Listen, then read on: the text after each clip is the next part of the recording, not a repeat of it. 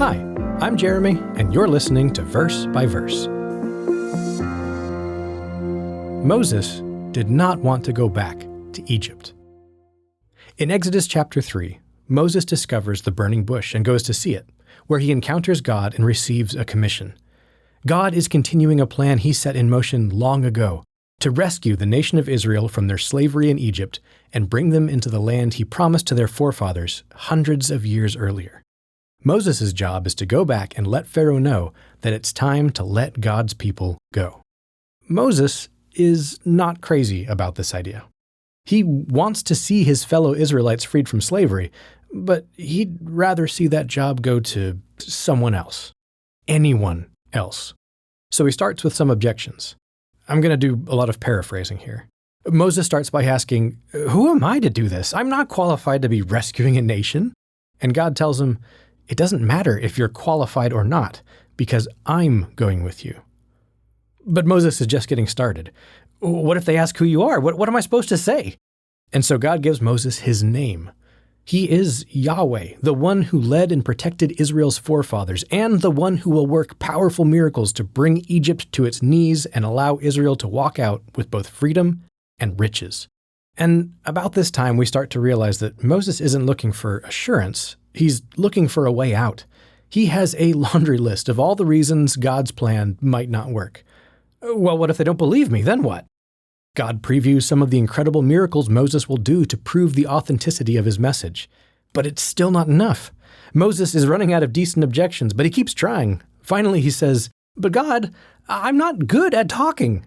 In Hebrew, Moses' words roughly translate to, "I am not a man of words," and "I am heavy of mouth and heavy of tongue."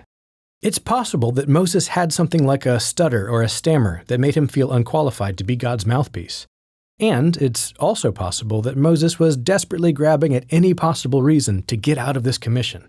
Either way, God is done with Moses' excuses. Here's today's passage, Exodus 4, verses 11 through 12. So the Lord said to him, "Who has made man's mouth? Or who makes the mute, the deaf, the seeing, or the blind? Have not I, the Lord?" In Hebrew, that's God's name again. Is it not I, Yahweh? The one who was with your fathers and promises to be with you? What possible obstacle do you think is too much for me? Verse 12, "Now therefore go, and I will be with your mouth, and teach you what you shall say." As Christians, God calls us to do hard things. And sometimes those hard things can feel like impossible things, especially when they challenge the status quo that we're used to. When we understand the kind of life God asks us to live as his people, we might start to feel like Moses. But what about my job? What if it doesn't work? But I'm not capable enough. And that's why I love this exchange between Moses and God. Moses says, "I'm heavy of mouth." And God says, "I made your mouth." In life, it is not always easy to follow where God leads us or to go where he sends us. We're always going to be able to come up with a lot of excuses for not doing the things he asks us to do. But none of them will be good excuses. Do you trust the God who made your mouth, or don't you? Now therefore, go.